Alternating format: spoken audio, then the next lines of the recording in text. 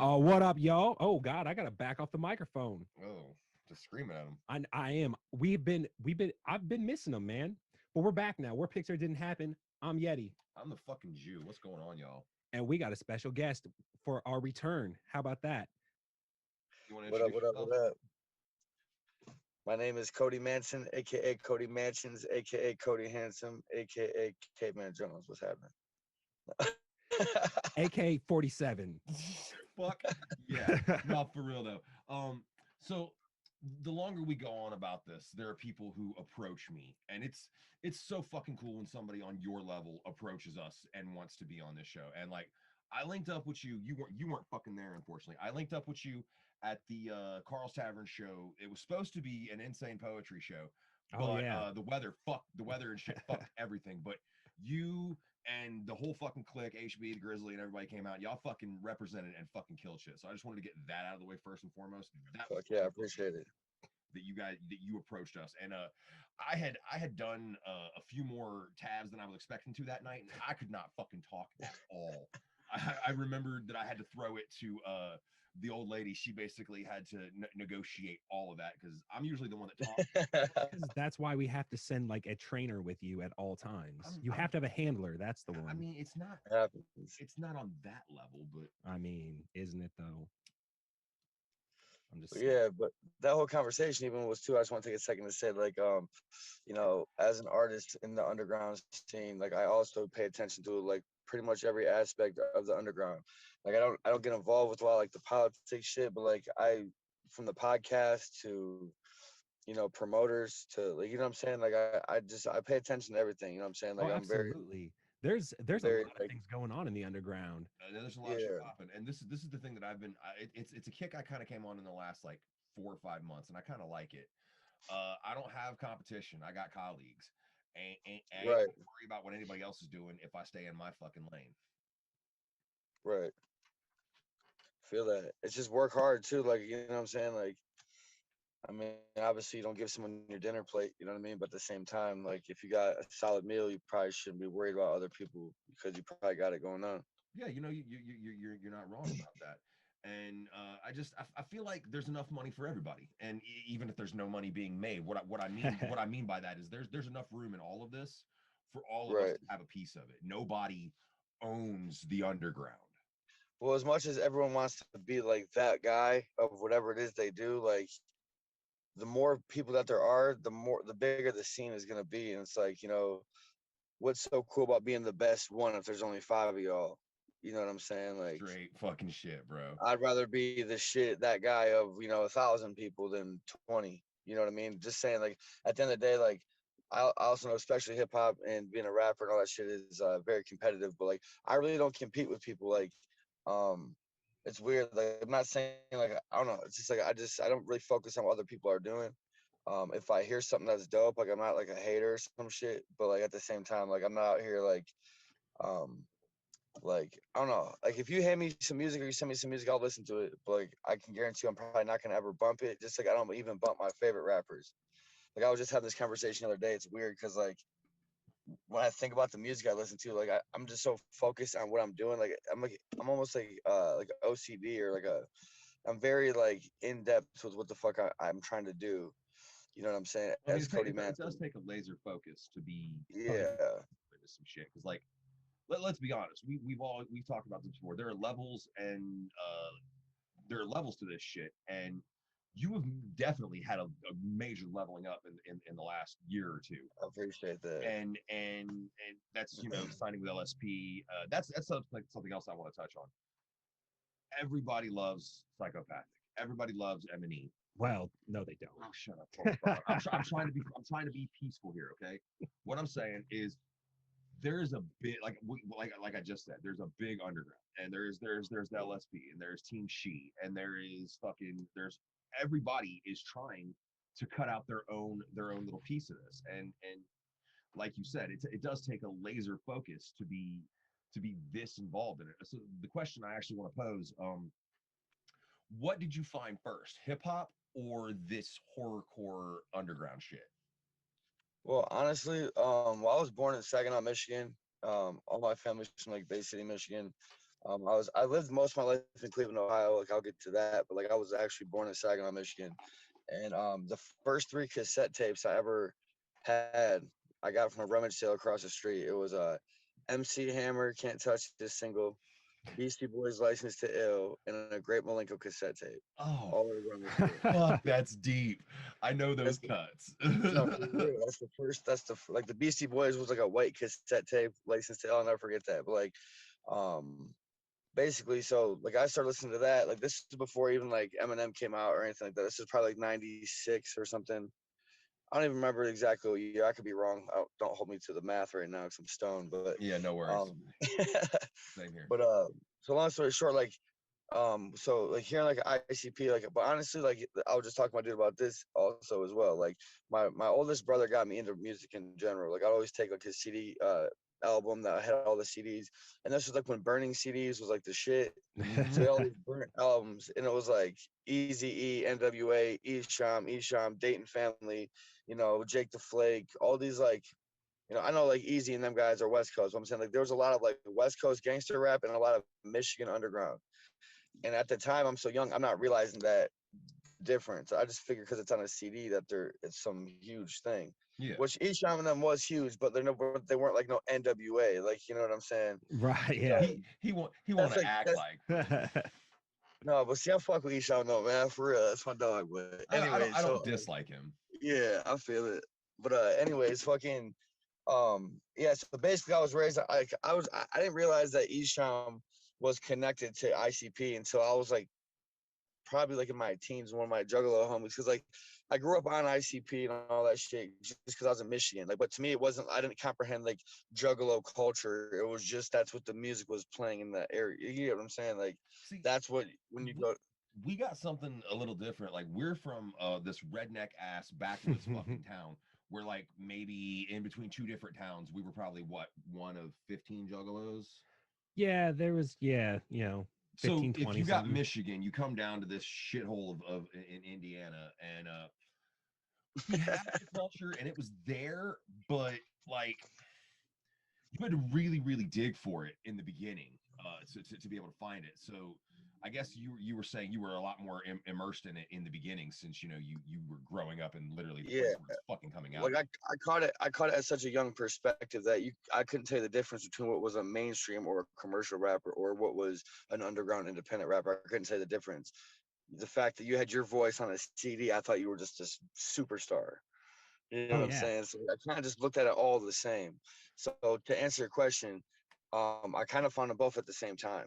That's I remember one of the first rap songs that like ever like that like as far as like wanting to be a rapper. Like I always liked rap music and hip hop. Like I said, I used to bump that not the Run MC, but the MC Hammer tape and all that stuff. And like that made me obviously like rap. But like the thing that made me interested in lyricism was Bone Thugs and Harmony, East 99, and Eternal. I forget the Jesus Ah, fucking Christ. Yes, yeah, sir. that's What a a great album. fantastic album. yeah, I forget the name of the exact song. It's not one of the very, very popular ones, but it's not like one of the hit like singles or whatever, but like it's the one where like at the beginning or whatever, like you hear Busy Bone, like he's like duck down, like they're sneaking or whatever, then he's like freeze motherfucker shit. Yeah, Yes. yeah, definitely. Dude, yeah, because like the middle skit when he's like, lie down with your hands behind your back. He's like, no, bitch, you like yo funky ass. Like I thought that was so funny, and it reminded me of Smokey from Friday, and I thought that was Smokey from Friday. So like I started listening to that song over and over. Then eventually, beyond instead of fast forwarding to them skits, like I started listening because I could never understand it. But I got to the point where I'm sitting there just listening to it, and I was like that was like the first thing that made me understand it. It's more than just like words. Like that shit was like I don't know. So that was like my first time I can like actually like recall that I was like interested in like what the lyricism of the music was. Well, that is a very complex band. So that was definitely one that once you make that awareness, it's like, okay, there's a lot going on here. And that Yeah. and starting with Bone Thugs to find out what lyrical fucking Yeah. hip hop is about. That's like literally starting with fucking heroin. But I'm sure I'm sure that fucking it went to other places. You know, I'm sure you checked out Ghetto Boys and you know, Scarface, definitely. My brother Matt had me on all on the UGK, the Scarfaces, the Devin the Dude. that's a You know bad what I'm saying? motherfucker. I'll stand by that. I don't do a lot of the all of the southern hip hop, but I fuck with Scarface heavy. But Yeah. so what did you when in all of this, when did you decide that this was something you thought that you could do? Like, what was the beginnings of you? Were you writing? Were you just flowing with friends? Like, Well, like I said, I've been listening to hip hop or slash rap music slash underground rap music since like I was probably like 6 years old. Before, like, it was like around the time CDs came out. That's makes me sound old as fuck. oh, I'm I feel you, homie. but It's old gang over here. Yeah. yeah, but yeah. So I grew up listening to that stuff. So I wrote my first like rap when I was probably like, well, when I was like young, when I was like young, we should try to come up with raps, but it didn't even make sense. It was like, it's not, this sounds so like cliche, but like, I was that kid that when I went to go play basketball with the neighborhood kids, I had to put my Michael Jordan jersey on. If we're about to go play football, I had to go put on my Barry Sanders jersey. So like when I was a kid, I listened to rap music. I'd get up on my bed with something that looks like a microphone. I'd be acting like it's the stage, and I'd be like rocking out to my favorite shit just by myself. But like if my brother like busts in the room, I'd be like embarrassed as fuck, like I was jacking out or something. Like, you know what I'm saying? Like, what the fuck was you doing? Oh, I was doing a concert. Like I'm like 7 years old doing that shit. But I didn't. It took me till I was like 14 to actually like write a rap song, like my first 16 bars. And like my oldest brother Matt and his friend Buttermilk. Well, his name is Mike, but his nickname is Buttermilk. Still my homies to this day. But yeah, they're the ones who they used to like rap together and shit. And they taught me how to like actually rap on beat. And that's like the first time I've ever seen people in person that I just knew. Like it made me realize that anyone could write a rap if if you know how to speak or some shit. Like I you know mean, what I mean? Like I it, should think that shit was like an impossible thing to do until I see my brother sitting there rapping on a beat. I'm like, wait, hold up, what? How the fuck you do that? it does take a little bit of being a bit of a good with wordplay and being witty, because you can't just it's you got to get motherfuckers lost in your metaphors. They got to catch what you're saying, but it be three different levels before they actually hit it. You know what I mean? Like, Right. Well, you don't have to. the best shit is that's where it's like, The ones that are good and great do that. yeah. But I mean, any average dude, if you can throw together, some bars and you want to do it, you put together some stuff. If you want it, anybody can start. So don't not do it because you can't do that now. Oh, yeah, no, That's like level 20 shit. You still got to start at the beginning. Sorry, bro. That's that first step. You always have to take that first step. So, um, what was your first step to like actually putting shit on wax on a record? Um, Actually, it was I was like 15. I was in ninth grade. I remember that. Um, my friend had like just like this little. My friend at the time, I was one of my high school buddies, had like this like regular like karaoke style mic, and he had it with just a cord hooked up to his computer, and it was just in like the middle of his bedroom. And I remember that was also the first time I realized that a studio doesn't mean that you need to have this lobby with like this laid out immaculate Hollywood Yeah, I thought bulletproof. you needed like 16 different boards. All Yeah, I kinds of didn't realize dials. that a studio was just a mic and a cord, pretty much. With you know what I'm saying? Like, I mean, obviously there's like a inbox and all that shit too, but or inbox whatever. But you know what I'm saying? Like, I didn't realize how simple that was. But I was just in his bedroom, and he had this beat with a Lil Wayne sample on the hook. It's like, I'm in my zone, my form is so rare, man. If there's a throne, you're looking at the chair, man. You know what I'm saying? Like, just kept stuttering that's what the hook was. Yeah. And I remember the chick I was dating at the time in high school, like she literally thought that we actually had Lil Wayne on the song. I was like, what the fuck? I'm sure that got you I'm play. like, no.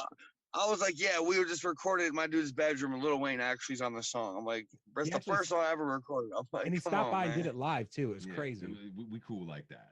Right. But no, but then after that, I met with my homie Ether. Was the first time we met was probably around ninth grade. I was probably in 10th grade. He's probably ninth grade. Well, I was in ninth grade for the second time because I never passed ninth grade. I ended up going to jail and I dropped out of high school. Fun fact. But Hey, it happens. I'm a felon, bro. It is what yeah, it is. yeah. So fucking yeah. So my homie Keith, he was more of like a punk rock kid and shit. He had like a band, but he had all the equipment. Like as I'm telling him, I was like, "Yo, we could record music. All we need is this." He's like, "I have this." I was like, "And we need this thing and this." He's like, I got." The... Dude, he said like all the equipment just laying around his fucking house. We just set up this studio and we recorded that mixtape in a night, like 20 songs, and like we didn't mix it up. And we're all hype at the beginning. About like the 20th song, we just sound like we're about to fall. You know what I'm saying? But we had no idea what the fuck we were doing. We were rapping on beat though. That's all that matters. It was on fucking beat. But yeah, so about to answer, I don't mean to go into so deep of stories, but to answer your question, No, it's great. To answer your question though about my first rap I wrote when I was 14, and I first started like recording it when I was like 15. Now, if you want to go another step and say when did I decide to take it on a microphone in front of people on a stage? Yeah, was when I was like 19 or 20. So my first you've been at this show was at Peabody. long fucking time. Yeah. My first show was at Peabody's in Cleveland, open up for Mims. This is why I'm hot. Oh, I miss Peabody's. I seen Mushroom Head up there a few times. I seen a New Year's Eve up there a time or two. Dude, I've done some legendary shit in my time at that place, man. Not to sound like an old ass. But Hey, like, man. yeah, bro. Like, I've actually got to headline main stage myself and throw my own event there. That I didn't have to rent the like. I don't know. Me and my homie, we had this group called THC, and we used to like, we just kind of popped up and started going hard. Like, for instance, that Mim show, first show ever. As we're walking in, we see this Tech Nine flyer. So we're like, "Hey, can we get on the Tech Nine show?" And they're like, "Yeah, right." Like, you know what I'm saying? Like, because they work with hundreds of artists. They have 3 stages that they pack every show. Like, you know, they have a whole basically anyone in Ohio and the surrounding states, they have their info. So these are literally these 2 fresh kids wet behind the ears. They're not gonna put them on no shit like that. But like we kept begging them, "How do we get on the Tech Nine show?" And they're like, "Here, man, if you can sell 50 of these Mims tickets, we'll put you on the Tech Nine show." Dude, we went out there and literally sold like 45 of them. And my homie was like, "Bro, I'm gonna buy 5 tickets, bro, just to hit that 50 mark." But like most of our friends bought tickets to laugh at us because they thought we were about to just fuck it all up.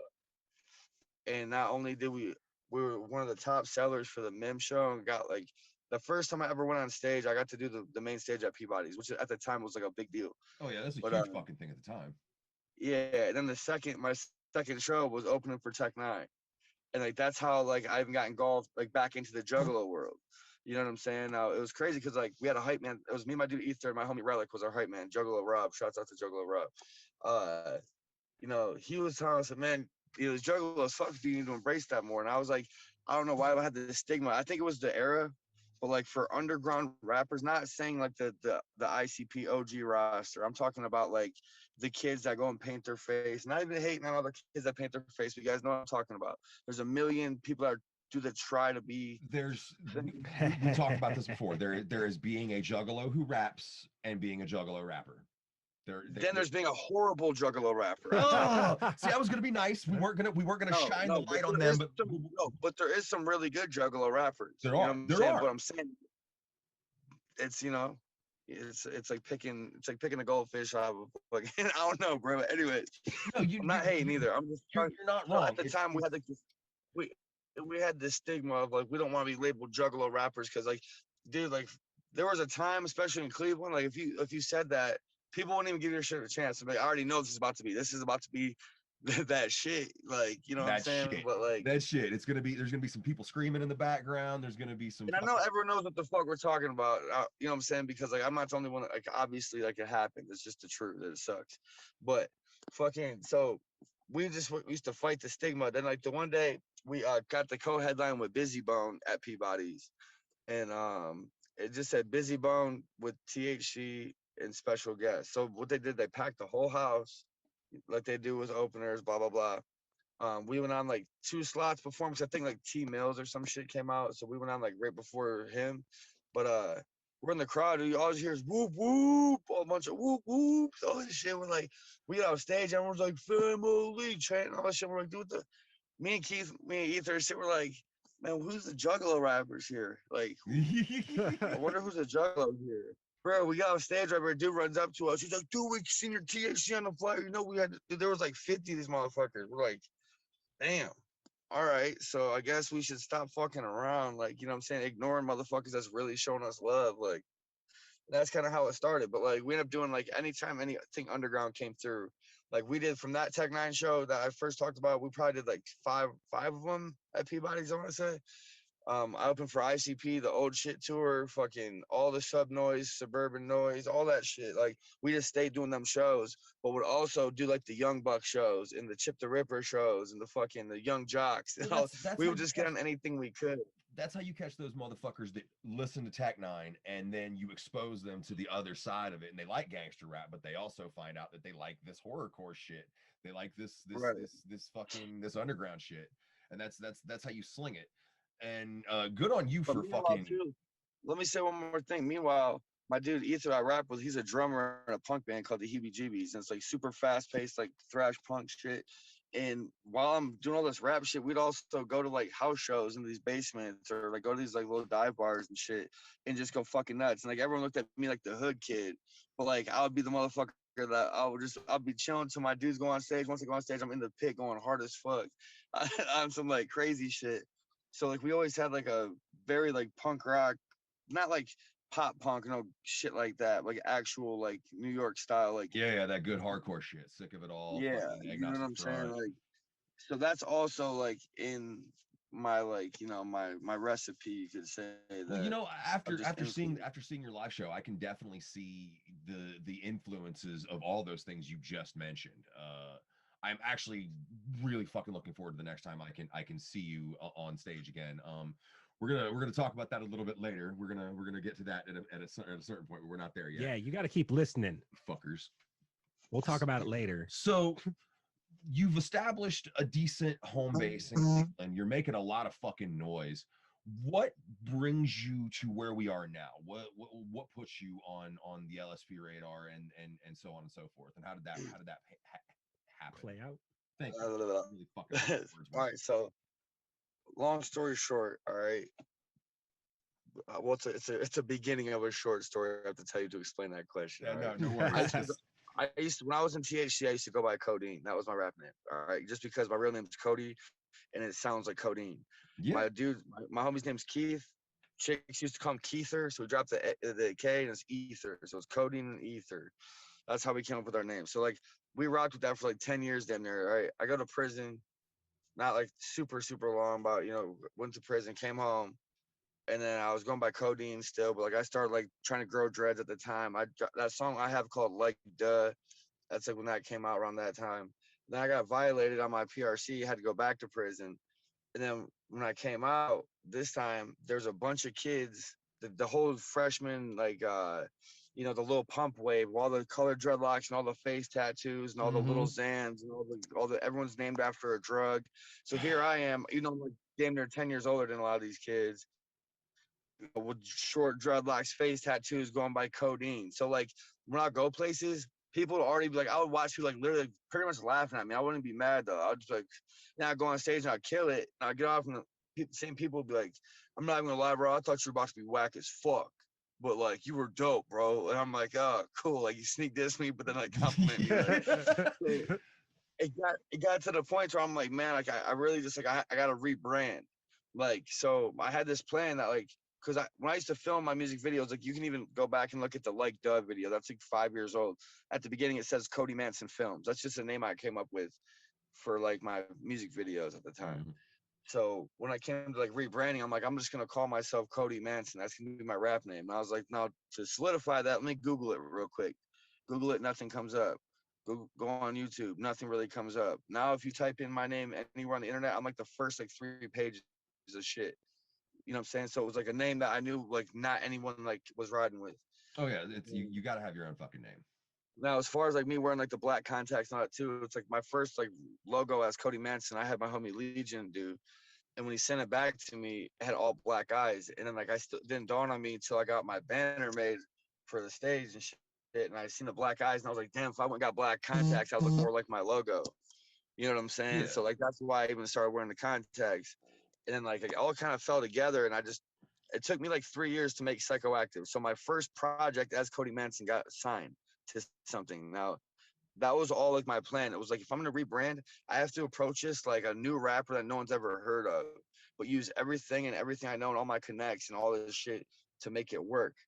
To where like some people try to accuse me of like being a culture vulture or something. Like I just started doing this. They don't realize that like that was I tricked people essentially. Like how do you refresh and polish up a 10-year-old car and make it look like a 2020, not a 2010? You know what I'm saying? You know what I'm saying? Like you gotta fucking, and if you do it, you gotta fully do it and then not compromise, because if you compromise, it ain't gonna stick right. No, You know what I mean? absolutely. So like as Cody Manson, the shows I was doing, like Tech Nine, he's doing the Agora Theater in Cleveland, 1,200 people there. I'm the only local on the show. It was Cody Manson and then the Tech Nine tour. Goddamn. Fucking, I went on first, but there was 1,000 people in the crowd. Big ass show. Next show I did after, that wasn't the first show I did as Cody Manson, but like I was doing big shit like that, like the ICP shows, the Twisted shows, the fucking like Jelly Roll came. Like I've double sold any of the other artists that was on the show and went on right before Young Wicked. Fucking sold all my merch out. Like so I was making noise like that as Cody Manson, to where like there's people that knew me from Peabody's but couldn't understand it because I had dreadlocks, more tats, and they're like, "You're so familiar," and I was like, "Dude, I'm from THC," and their mind would be blown, like, "Holy fuck, I remember you opening for fucking blah blah blah," you know what I'm saying? So like, it was the rebrand that started the whole shit. So like, my whole idea was I need to put a whole fucking dope ass album together, dope concept, dope music, dope artwork. You know what I'm saying? Like everything. And I was like, I want to push it to a platform that's bigger than me just posting it on my own. So like the first people I push it to, I was doing this Suburban Noise. It was actually the SRH contest. It was like 2 summers ago. And basically you vote every day and the winner gets to fucking go perform on SRH Fest and then also possibly get signed to them. So I'm like, dude, fuck it. I'm gonna fucking get my album done. I came in like third place, and there was like a bunch of fuckery that was going on. Like people was like hacking the system, buying votes and all this shit. Like you know how that fucking there's shit. always Yeah. fuckery. Yeah. So long story short, I got third, but like I kind of talked to Kevin Zinger a couple of times, you know, and shouts out to them guys too. I'm not like, I definitely got love for them still, but like, you know, I just feel like I didn't fit their like exact criteria. Even though I'm like tatted and all that shit, I think I'm a little bit more like different than like the SRH brand. So like, you know, he wasn't really fucking with it. And then like I had life happening to me. I had a brand new baby, fucking chain gang, you know, fucking the battle. Do I go fucking get a real job just so I know my family's straight? But not realizing I'm accumulating enough money on my own that if I just shut up and work, that I'll be fine. Like, you know what I'm saying? Like all this crazy shit. And it was it's really weird because I've only told myself I'm gonna quit music like probably twice in my life. And every time I've said that and actually had that thing in my mind where I actually like I'm pulling the trigger type shit, like I'm done, some crazy shit happens to me, like some like rap god comes down and fucking pimp smacks me like the opportunity of a lifetime. Like what the fuck? You know what I'm saying? So I was down and out. I had this fucking album.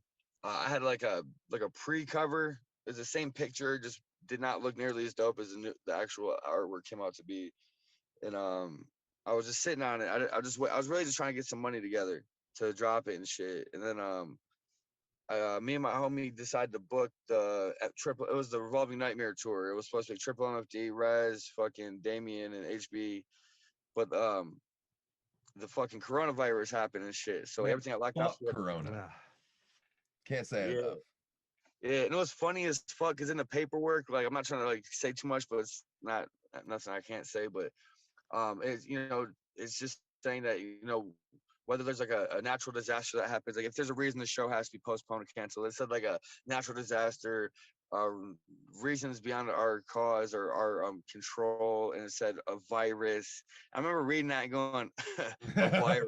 Virus. Bruh, literally like 2 weeks later, coronavirus hit. I'm like, what the fuck?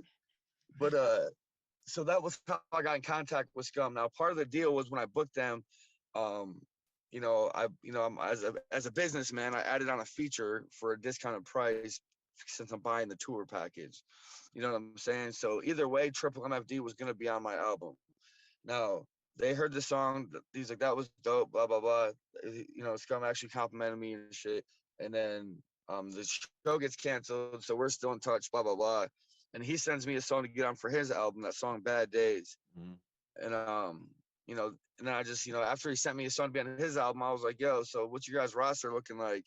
And he told me that they're not really actively looking for artists and shit. And I was just like, yo, I got like this full project ready to go. I paid for everything myself. I'm just like, before I drop it, I'd rather try to find a platform, you know. And he listened to it, you know. He actually really liked it. He talked with his business partners, etc.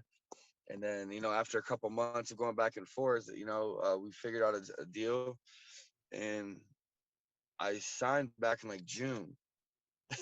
You know what I'm saying? Mhm. And like we didn't announce it till like October, the end of October.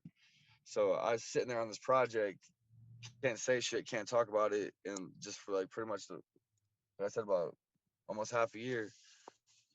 So I don't know. That's how that's how I got the deal with LSP. Pretty much was like just good communication, man. Like how they say, closed mouths don't get fed. Like if I'd have never said nothing, I wouldn't have got Well, the situation. at the same time, though, it seems like your business acumen, your your way of handling things is just pretty much been the way to go about it. Like you built good contacts, you have honored said contacts, you are selling all of your tickets, you're moving all your merch, so you had made a big enough noise and name that, you know, you should be getting looked at, you should be trying to reach a larger platform.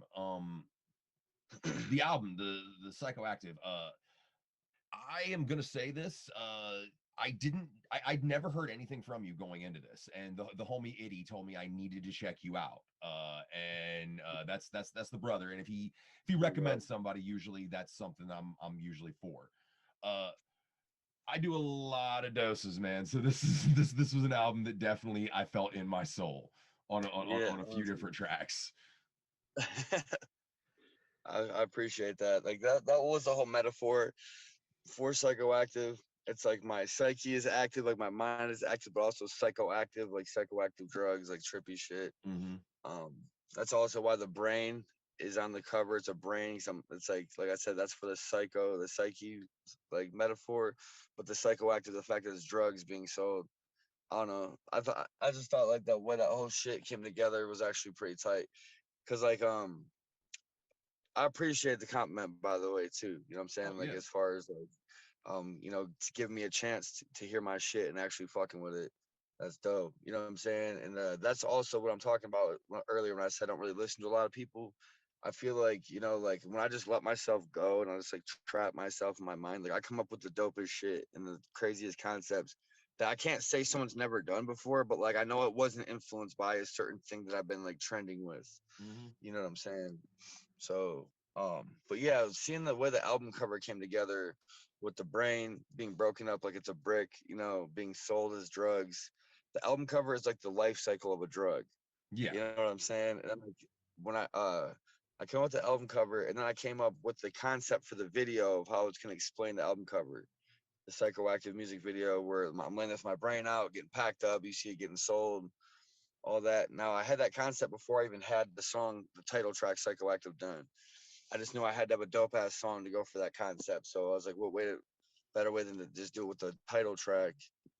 And I don't know, it all just fell together fucking great for real. It's weird. Like No, usually you shit doesn't work out that smooth for me, but I think it was all because I just like, you know, if it took an extra week to make it happen, or I had to spend an extra couple of dollars to do this, like doing that is what made it work. Like I think well, in that. and that's something we talked about with a few people. Sometimes, no matter how good you think it is, sometimes you need to let a project marinate a little bit longer before you let it out. You need to put a little bit more money into it. You need to get a couple extra pieces of eyes on it to see if they have your similar thoughts on it. And you can't rush things.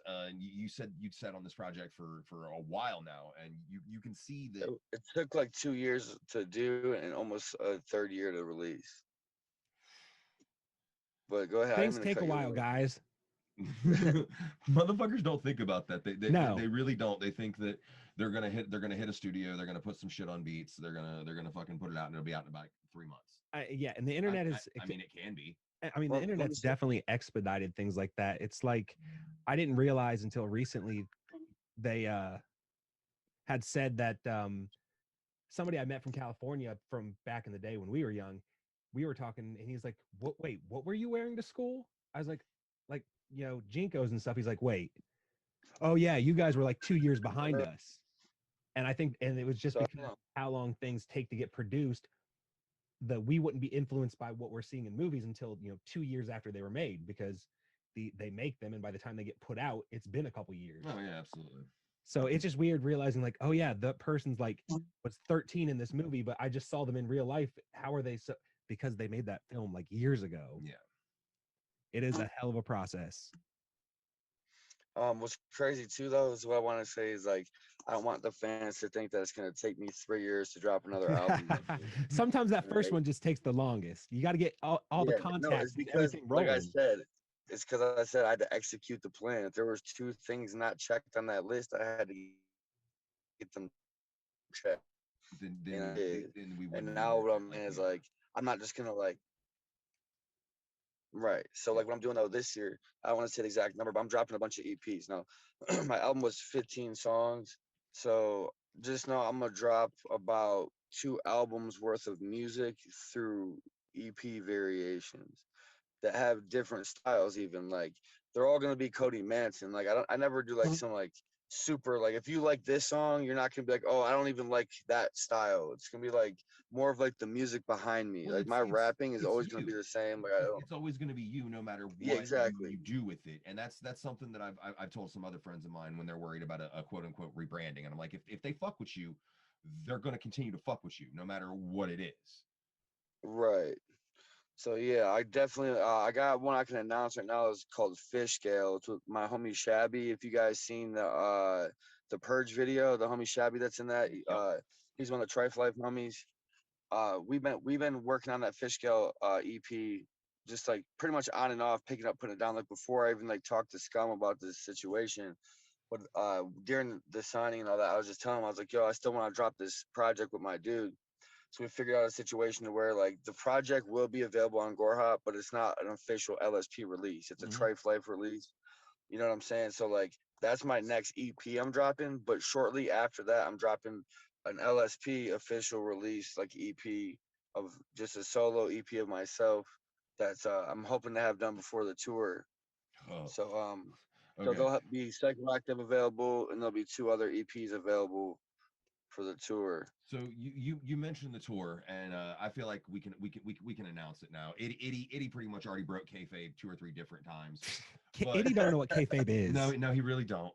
But that's the homie. So the June 24th date, I think, is what it is. Yes, It sir. will be at the Thompson House. It will be Cody Manson. It will be Near the Madman. It will be that tour package. But we are also bringing Fams and the Hooligans, Mad Max, and the King of Dark Energy, SON. This is gonna be fucking insane.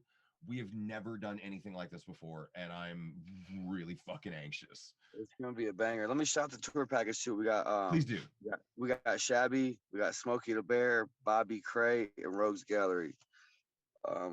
Definitely a crazy bunch of people. We all got similar styles, but we're all different as fuck. But I think it actually does fit the Manson family tour title quite well. I'm like I said, man. I've just said it before. I'm so fucking humbled and appreciate you guys even letting us be a part of this. And it's going to be a great time. At least in our area, it seems like maybe things, for at least for now, are getting better. And if you're not in our direct area to where you're going to be able to make it to the Newport, Kentucky stop, where else are they going to be seeing stops for this tour at? All right, I'm gonna try to name the list without fucking Or it where up. can they find a list so they can see if their Yeah. town's on the list?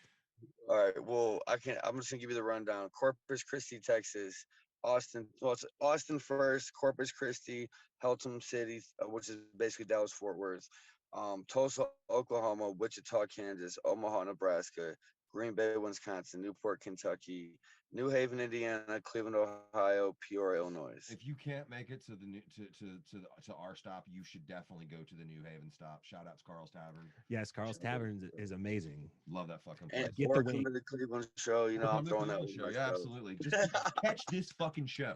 And if you go to Texas, Oklahoma. You're close to one of these Yeah. stops somewhere. Somewhere. Yeah. You're fucking close. And I had a lot of people from Arizona reach out, which I know Arizona's opening up. It's not that we didn't want to do Arizona or get an offer. It was a lot of the surrounding states weren't open enough yet. So it was like basically it's to the point to where we're just gonna wait, and I'm gonna do like a whole West Coast run to hit all of them states. There you go. West Coast gets love too, and everybody.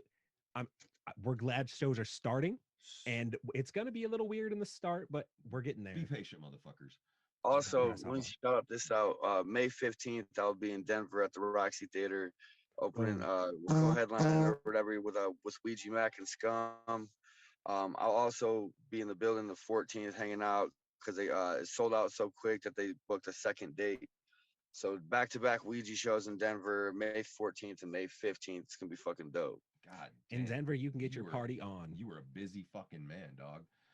In Yeah. all of that, let me ask you this: in all of that, you still have time to run this fucking chain gang. Haha, and, yes. and bro, I can't wait to get my piece. I'm so Yeah. It's been getting hectic lately. So like, no rush. no, not even just you as a customer. I'm saying just in general. I'm not gonna ever quit doing chains, but it's definitely gonna change up. Like my last live I did went crazy, which is obviously the plan.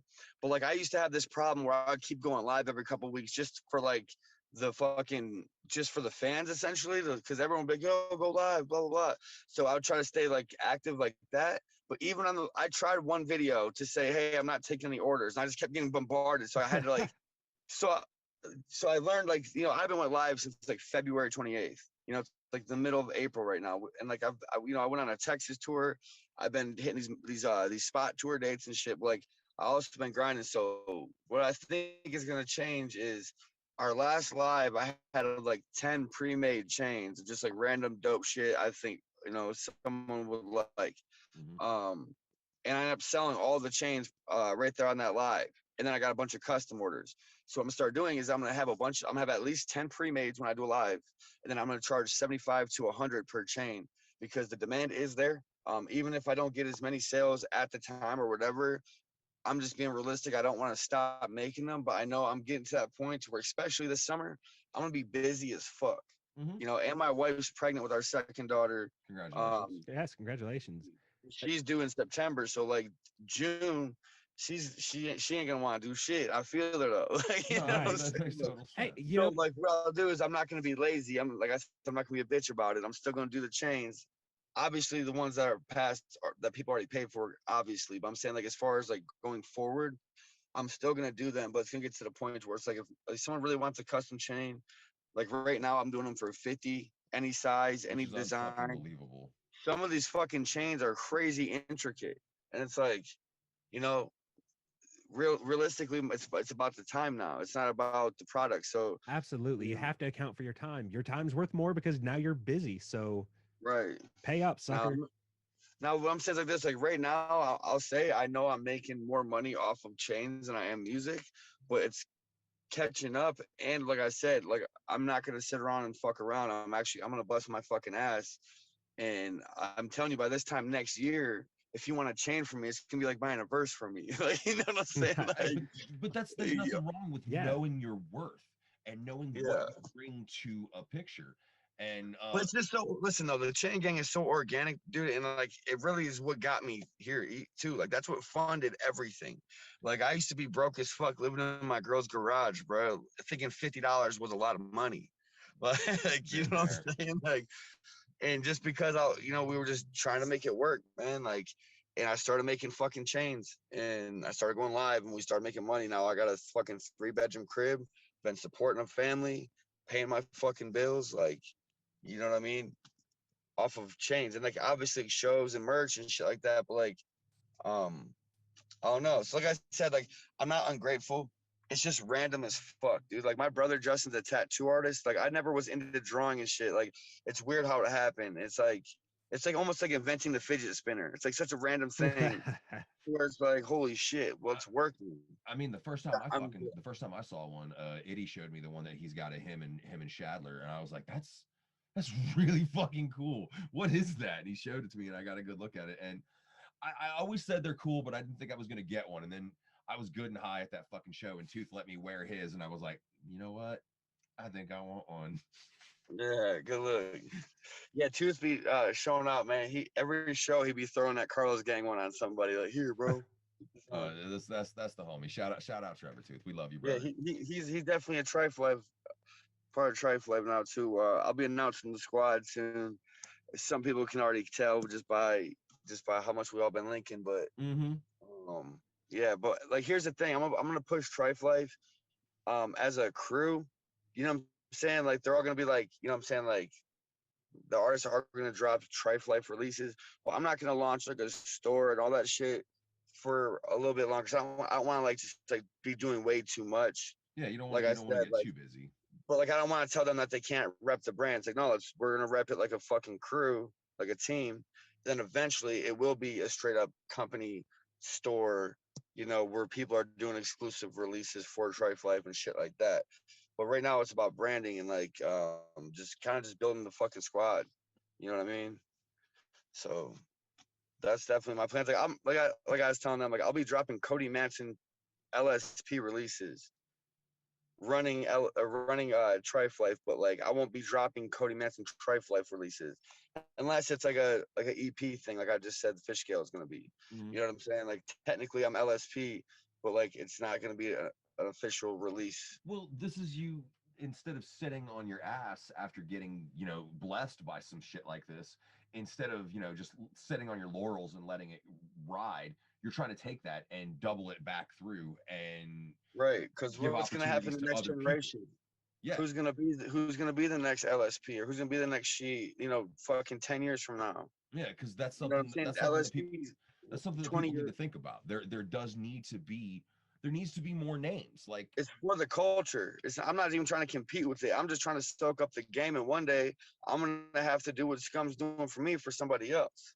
You know what I'm saying? That's literally what it's about. Like that's why I said right now I'm not trying to put too much thought into it because it's just a thing that I know I'm gonna do in the future. But I know my team is like it's like naturally assembling itself. So I'm like, all right, we're Trife Life, y'all are Trife Life, but like I still have to do Cody Manson. I have to push Cody Manson to the highest potential it could possibly be. Right.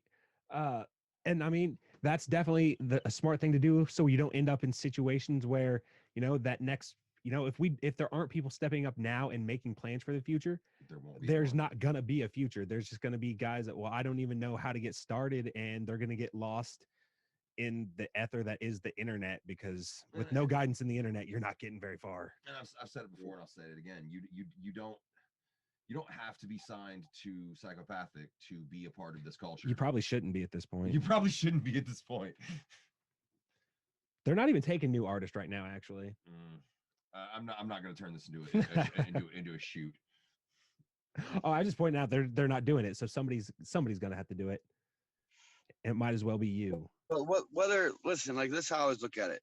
Whether you like, we all know the history of this wicked shit, this underground shit, this juggalo shit, this fucking Cottonmouth King shit, this strange music shit. We all know how the shit built. It's like the history is not that old to know.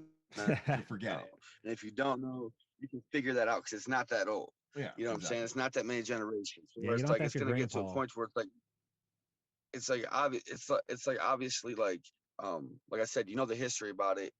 To me it's like I said, I feel like I'm caught in that generation of artists that was chasing the clowns and chasing that whole thing, chasing the suburban noise, or falling back and doing like their own, like an LLE, or like, you know what I'm saying, like someone that does like grinds independently and builds a name independently and eventually gets signed. Yeah, Like, do you know what I'm saying? Like, absolutely. I'm kind of like I kind of fell in that thing, and like, but also like I had like this. I ended up encountering a manager that, you know, I feel like wasted 3 years of my life, but also like I learned some crazy shit. But he tried to push me super mainstream. So like one of my biggest distractions was trying to, be signed with Juicy J and doing all this other shit and like trying to chase like big names like that. And then I don't know. So it's like weird when it comes back around. Like I feel like I'm in a position to where it's like, I know enough of the history and I experienced enough of the what they call the golden era and shit like that Yeah. to where it's like I know, I don't know, like just like I said, just trying to keep the torch lit, not even about who's carrying the motherfucker. No, just keeping the You know what I'm yeah, like you said, saying? just keeping the lights on, man. Yeah. And Yeah. that's something that's our number one mission in this whole thing we're doing is just like I want to give anybody who wants to rep this underground shit. I want to give them a platform to talk, to tell their fans or people who don't know who the fuck they are, what the fuck they're doing and what the fuck they're about. And I really fucking appreciate you sitting down with us. Is there anything, any advice you could give to guys starting out, as like mistakes that will be made, like things that they know that you could give them a heads up with things they're gonna see? Um, one one main thing you can use this in a lot of different outlets.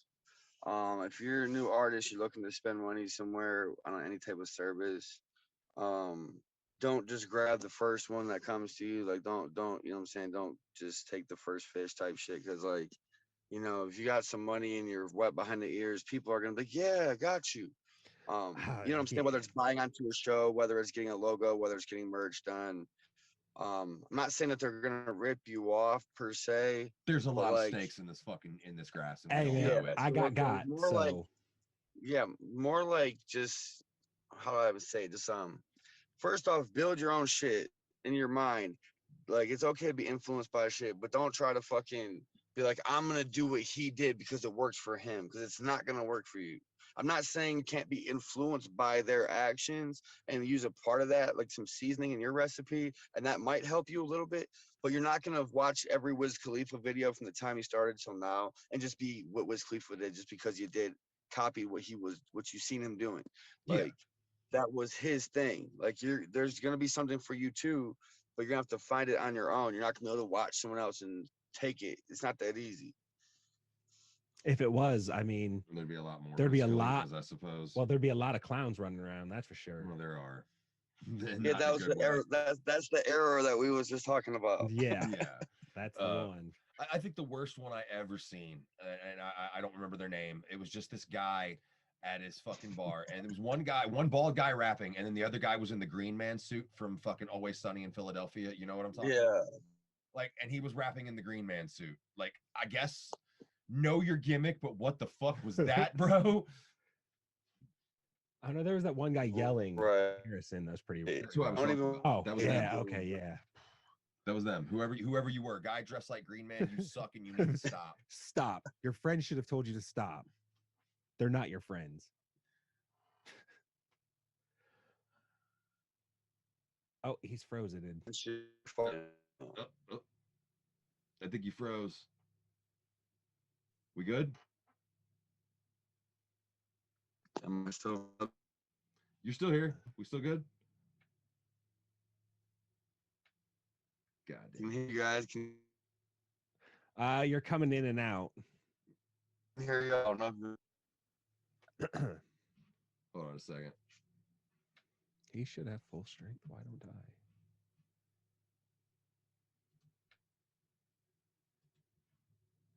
We do too, according to that. I think we may have lost him at this point. Sounds like it. All right. What we can do is try this again. Oh, install shit. Well,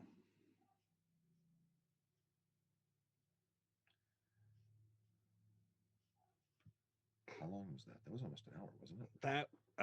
that's what I'm saying. I have no idea, but it's been a minute. Still there? I hear things. Is that us? That's me. Okay. That's me. Oh, there he is. All right. Speaker view full screen. Work. Yeah, we're here. You good? Yeah, I'm back. We're just about to wrap it up anyway, man. Let's pretty much we're gonna pop back in and say like bye, and that'll be the end of it. So Bye. No. so yeah, we'll fix all that in post. Just give me a second. Let me get my words. Go to your special place.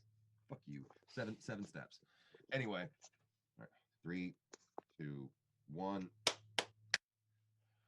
Well, this has been an amazing fucking conversation, bro, and I can't thank you enough for doing this. And if you ever have anything you want to promote again, or you ever want to come on here again just to bullshit, please hit us up.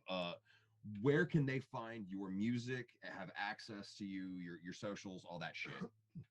You can find me on all social media platforms at Cody Manson, all lowercase, no spaces, with the number 7, Cody Manson 7. Um, Look up Chain Gang 216 on Facebook. That's the Chain Gang page. You can find all my. If you want a hard copy of Psychoactive or any merch, Cody Manson merch, go to gorehop.com. Also, you can stream Psychoactive and all my future releases on all streaming platforms, whatever you like to listen to. As far as like promoting new stuff, I would like to for you guys to sit down with maybe some of these Triffe Life homies when they drop their projects to help promote Absolutely. their project. No worries. Set them up. Send them. That'd be dope. Link me up with them. I'm for every fucking bit of that. But Hell we're yeah. gonna we're gonna go ahead and cut out of here because I got other shit to do. No, we don't. I really don't. But again, like I said, thank you so fucking much for sitting down with us. You got anything you want to add on that? No, man. I'm really high. Thanks so much for doing this. It was great just being able to talk about stories and just bullshit, because that's what we like to do here. Let people tell stories. And Uh, my daughter says hello. hello. Oh, hi. Say bye-bye. Say bye. Bye. Bye. All right, Joe. I appreciate it. Yeah, man. Yeah, Hit us bud. up whenever, bro. Thank you. For sure. Yeah, we'll see it. Okay. All right. So that is going to be the end of that interview.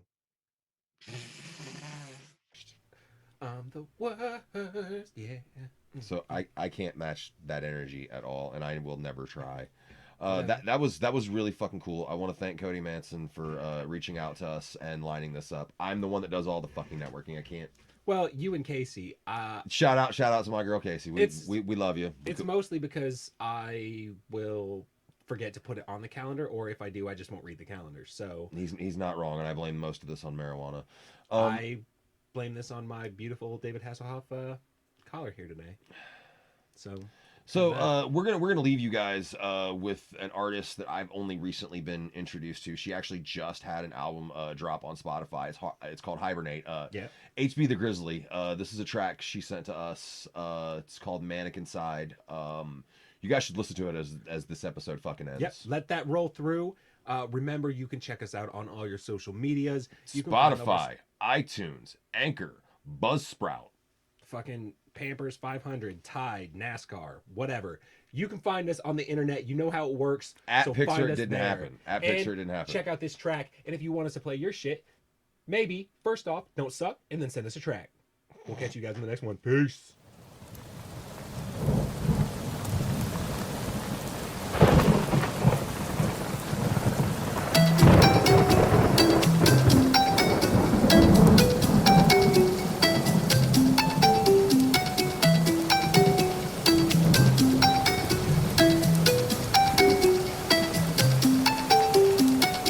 Mannequin side, I can't hide, I hear their laughter. Tumble to my death and fall so they can love me after. Don't care for me now, but say they did later. Mannequin side, a mannequin side. And I'm on the edge, I'm looking down. Feeling worthless, used up, these thoughts they pound. And I'm in my head, I'm breaking down. Feel like I'm so lost, like I just won't be found. And I know what's right, but don't know what's wrong. All I know is I feel so numb. I'm done, you know it's been a very long time. It's time you motherfuckers realize. Not the same girl, jealous, impulsive, hopeless and broken, I've realized. A mannequin side, I can't hide, I hear their laughter. Talk like that, they fall so they can love me after. Don't care for me now, but say they did later. Mannequin side, a mannequin side. Mannequin side, I can't hide, I hear their laughter. Tumble to my death and fall so they can love me after. Don't care for me now, but say they did later. Mannequin side, a mannequin side. You all looking down on me like who the fuck are you to speak? All my name, place, and blame like I should be ashamed just for being me.